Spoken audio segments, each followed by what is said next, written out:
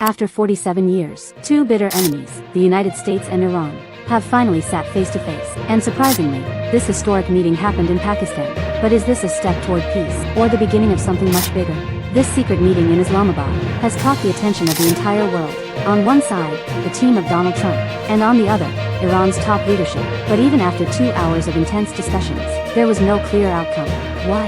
The U.S. delegation included J.D. Vance, Steve Witkoff, Jared Kushner, representing Iran, Mohammad Bagher Ghalibaf, Seyyed Abbas Araghchi. The talks lasted for nearly 2 hours, but the result? Almost nothing.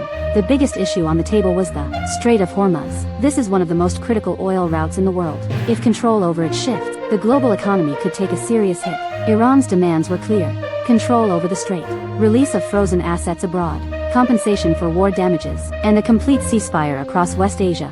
And this is exactly where things broke down. Reports suggest there were serious differences between the US and Iran.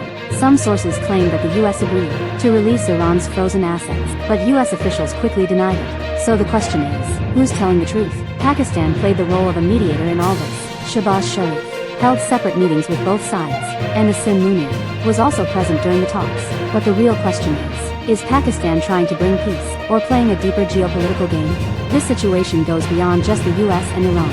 Iran is also demanding a ceasefire in Lebanon, and discussions between Israel and Lebanon are expected soon in Washington, which means this could evolve into a much larger regional conflict. Meanwhile, Donald Trump made a strong statement.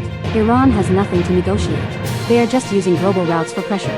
This only adds more tension to an already fragile situation. The next round of talks is scheduled for Sunday, but one question still remains. Will these talks lead to peace, or push the region closer to conflict? What do you think? Will the US and Iran reach a deal? Drop your opinion in the comments, and don't forget to subscribe for more deep analysis.